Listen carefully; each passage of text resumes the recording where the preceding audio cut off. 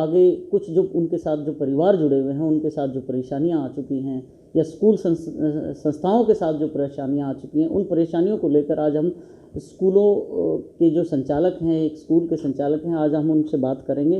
क्योंकि ये अभिभावकों की तरफ से ये भी कहा जा रहा है कि कुछ स्कूल फीस को लेकर दबाव बना रहे हैं। तो वो सारी बातें आज हम हमारे साथ अरुण जी हैं जो शिवाजी स्कूल पर्वती कॉलोनी में है, उनके संचालक हैं। वो बताएंगे कि ये जो व्यवस्था चल रही है इस लॉकडाउन में, तो किस तरीके से इस व्यवस्था से स्कूल और अभिभावक कैसे सामंजस्य स्थापित कर पाएंगे। तो हम इनसे बात करते हैं। अरुण जी, आपका लाइव न्यूज़ में स्वागत है। नमस्कार सर। नमस्कार।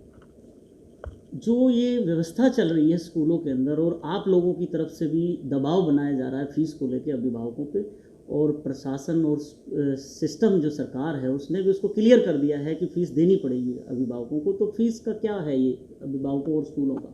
सर, सबसे पहले मैं अपनी ओर से प्रार्थना करना चाहूँगा, जो आजकल कोरोना वायरस संक्रमण फैल रहा है दुनिया भर में, ईश्वर उसे बहुत जल्दी समाप्त करे, ताकि इस प्रकार के सवाल जो आपने आज मुझे किया है भविष्य में कभी भी उत्पन्न ना हो। ये एक भयावह सा सवाल है।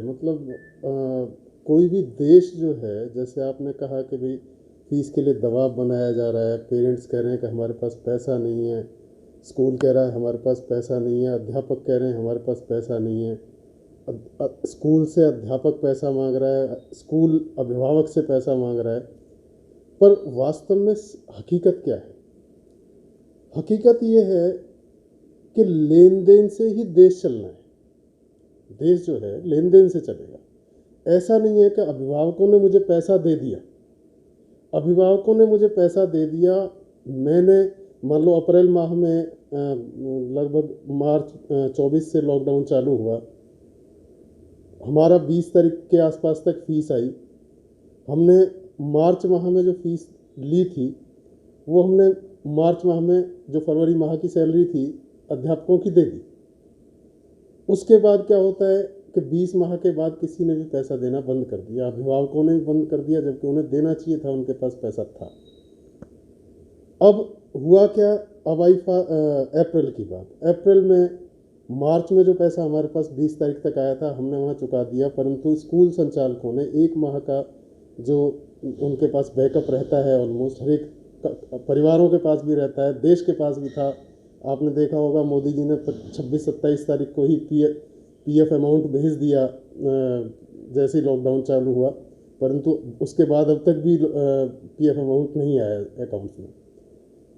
तो देश जो चलेगा लेन देन से ही चलेगा। अब आप कहना चाह रहे हो कि भाई स्कूल ज़बरदस्ती कर रहे हैं फीस के लिए। नहीं, मेरे हिसाब से किसी स्कूल ने ज़बरदस्ती नहीं की। ठीक है, मैंने दबाव कहा है अरुण जी, दबाव बना हाँ, रहे हैं। दबाव नहीं बना रहा, कोई भी स्कूल दबाव नहीं बना रहा। कुछ स्कूलों ने तो एक पर्ची सी बना के लेटर हेड पे लिख के ये भी कह दिया है हमने 3 माह की फीस माफ़ कर दी है। कुछ स्कूलों का देखा है मैंने। मैं उन स्कूल से भी कहना चाहूँगा, मैं उन स्कूल से पूछना चाहूँगा कि क्या आपने मार्च अप्रैल में, लॉकडाउन से पहले की भी बात करता हूँ, कि क्या आपने मार्च अप्रैल मई की सैलरी, मार्च और अप्रैल की सैलरी, मई तो भी चल रहा है, क्या आपने दी है टीचर्स को? आपसे जो 100 लोग जुड़े हुए हैं, क्या आपने वो दी है? आपने पर्ची बना दी कि हमने 3 महीने की फ़ीस माफ़ कर दी। मुझे बहुत अच्छा लगा, मैं भी चाहता हूँ कि फ़ीस माफ़ हो, परंतु हमने 1 महीने अपनी जेब से पैसा दे दिया।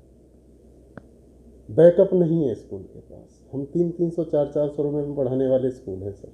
आपने देखा होगा, आप यहाँ भी आए हैं, मैंने हमारा जो सारा सिस्टम है किस तरीके का है, उसके लिए सबके लिए पैसा खर्च होता है। अब मान लो मेरे पास पैसा नहीं है, मैं टीचर्स को कहाँ से दूँगा? सर, मैं ये पूछना चाहता हूँ, जैसे स्कूल की आपने बात की कि वो स्कूल फीस माफ़ कर रहे हैं जिनके जो टीचर हैं जिनको सैलरी नहीं दी जा रही, वो कहने का मतलब ये है कि वो अपने बच्चों की फ़ीस माफ़ कर रहे हैं। सर, मैं चाहता हूँ कि इस तरीके की कोई बात लेकर के आए कि जिन्होंने वो पर्चा दिया है ना, वो अपने 2 महीने की फ़ीस सैलरी भी बताएं कि उन्होंने टीचर्स को दी या नहीं दी। क्योंकि मेरी जानकारी में कुछ स्कूल्स ऐसे भी हैं जिन्होंने मार्च तक की भी सैलरी नहीं दी। उन्होंने 50, 60, 100 लोगों के पैसे रोक दिए। आप ये समझ लो कि 100 लोगों का पैसा रोकने का मतलब है हमारी तो पूरे 1 साल का आनंद आ गए। पर क्या देश ऐसे ही चलेगा? तो एक भी स्कूल अगर ऐसा है कि उसने सारी फीस माफ़ कर दी और टीचरों को भी नहीं दिया, तो वो देश को बंद करने का काम कर रहा है। वास्तव में देश में लॉकडाउन की स्थिति वही बना रहा है। अब लॉकडाउन से निकलना है तो लेन देन करना पड़ेगा, तब जा कर के हम लॉकडाउन से निकल पाए।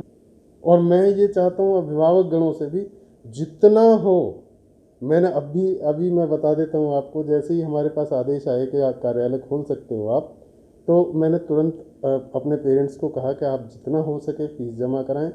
कुछ अभिभावक ऐसे भी थे, मैं आपको सही बताऊं, उनके 4500 रुपये बन रहे थे सर 2 महीने के, कुछ बच्चों के, मतलब उनके 2 बच्चे थे, 9500 रुपये जमा करा के गए। उन्होंने कहा सर टीचरों की सैलरी मत रोकना। मैं ऐसे अभिभावकों को अभिनंदन कर रहा हूँ। मैं उनका मैंने नाम लेके मैं सीधा बोल देता हूँ, विष्णु आचार्य नाम है उनका। मतलब 2 महीने की पैसा बनता था, 9500 रुपये फालतू जमा करा के गए। मेरे से कहते हैं कि जी आप टीचर्स की सैलरी मत रोकना। या तो सरकार उनकी मदद करे, है ना।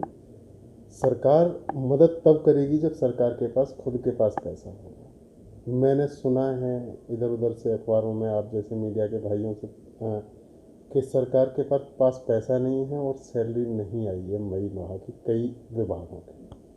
तो सरकार का मदद करने का तो कोई तुक ही नहीं बन रहा। जब पैसा ही नहीं है तो कहाँ से सरकार देगी? अब हमारे पास स्कूल वालों के पास जो भी ट्रांसपोर्ट में जो भी चीज़ें लगी हुई हैं, हमारे पास तो केवल हम ही हैं, या हमारे भगवान जो हमारे अभिभावक हैं, जो हमारे यहाँ बच्चों को पढ़ाते हैं, वो हमारी लक्ष्मी भी है, वो हमारी सरस्वती भी है, वो हमारी सब कुछ, दानी दाता सब कुछ वही है।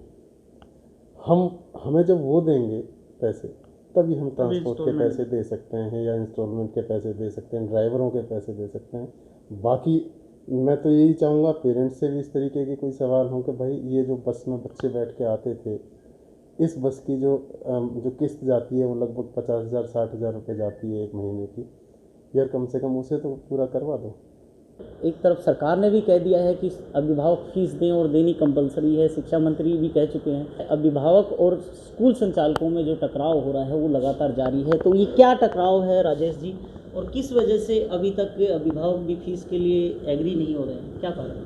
तो भाई नमस्कार, धन्यवाद आपने मुझे मौका दिया बोलने का।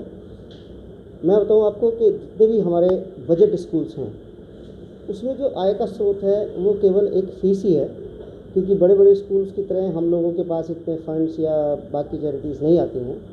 तो केवल मात्र एक ट्यूशन फीस बचती है जिससे हम लोग अपने स्कूलों का गुजारा करते हैं। और यहाँ पर सभी तरह के लोग पढ़ते हैं, गरीब परिवारों के बच्चे पढ़ते हैं।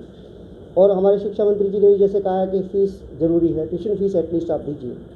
तो सभी पेरेंट्स से तो हमारा यही आग्रह है कि अगर आप फीस देंगे तभी स्कूल चल पाएंगे, क्योंकि इसमें जो हमारे अध्यापक गण हैं जो इतनी मेहनत कर रहे हैं, अभी लॉकडाउन की स्थिति में भी ऑनलाइन क्लासेस दे रहे हैं, और ऑनलाइन क्लासेस देने के बाद उनका हक बनता है कि वो सैलरी लेंगे।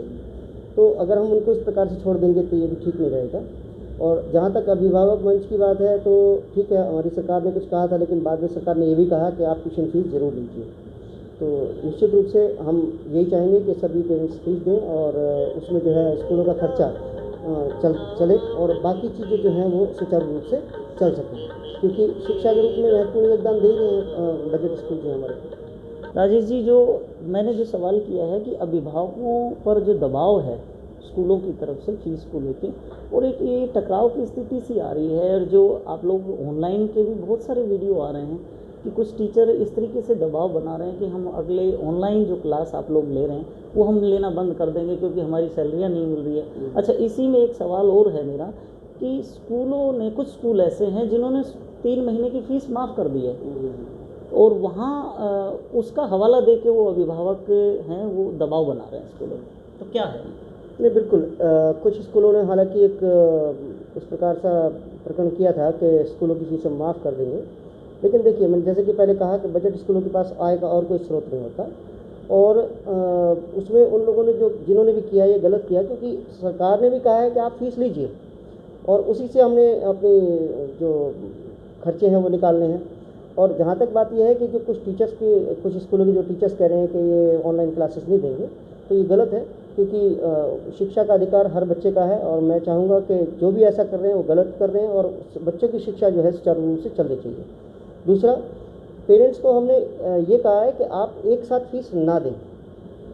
सभी लोग इस समय समस्या में हैं कोरोना काल के, तो आराम से फीस दे दें, वो थोड़ी थोड़ी करके फीस भी जमा करा देंगे तो काम चल सकता है जी। लेकिन फीस का जो व्यवस्था है उनकी भी गड़बड़ाई हुई है, और जो स्कूल जो फीस माफ़ कर रहे हैं 3 महीने की, तो किस तरीके अपनी व्यवस्था चला रहे हैं? देखिए, जिन्होंने स्कूलों ने ये कहा है कि हम अपनी फ़ीस माफ़ कर रहे हैं, तो वो तो निराधार है, क्योंकि कुछ लोग अपनी सस्ती पब्लिसिटी चाहते हैं और वो ऐसा कर रहे हैं, क्योंकि वो मालूम नहीं कि किस ढंग से अपने खर्चे निकालेंगे। जाहिर सी बात है, वो अपने स्टाफ को सैलरी भी नहीं दे पाएंगे, और अगर सैलरी नहीं देंगे तो वो टीचर्स के साथ अन्याय कर रहे हैं। तो हम नहीं चाहते कि किसी के साथ अन्याय हो, और जहाँ तक एक साथ फीस का ताल्लुक है, तो हम ये चाहेंगे कि पेरेंट्स आराम से जिस समय भी सुविधा हो किस्तों में दे सकते हैं उनको, थोड़ी थोड़ी करके देखें। एक 3 महीने की एक साथ फीस नहीं मांग रहे, 1 महीने की मांगी जा रही है, और वो भी जिसमें जो भी सक्षम नहीं है कुछ समय बाद दे सकते हैं, तो इस तरह से फीस दे सकते हैं। धन्यवाद। ये यूनाइटेड एसोसिएशन के जो जनरल सेक्रेटरी राजेश मैदान जी, इनका कहना है कि अभिभावक फीस किस्तों में दे सकते हैं, लेकिन जो व्यवस्था है स्कूलों की, प्राइवेट संस्थानों की, वो व्यवस्था इसी फीस से चलती है, और फीस के कारण ही स्कूल चल पा रहे हैं और आगे बच्चों को फीस दे पाएंगे। रही बात स्कूलों पर, जो स्कूलों की तरफ से दबाव की अभिभावकों पर, वो कोई अभिभावकों पर दबाव नहीं दिया जा रहा। यहाँ तक कि जो एसोसिएशन है उसने अपने सभी स्कूलों से जुड़े हुए स्कूलों से कहा है कि पेरेंट्स जिस तरीके से फीस देना चाहता है वो दे, लेकिन फीस देना आवश्यक है, क्योंकि इसी वजह से ये संस्थान चल पाएगा। खबरों की विस्तार से जानकारी के लिए सब्सक्राइब करें हमारा चैनल और क्लिक करें बेल आइकन पर, ताकि कोई भी खबर आपसे अछूती ना रह सके।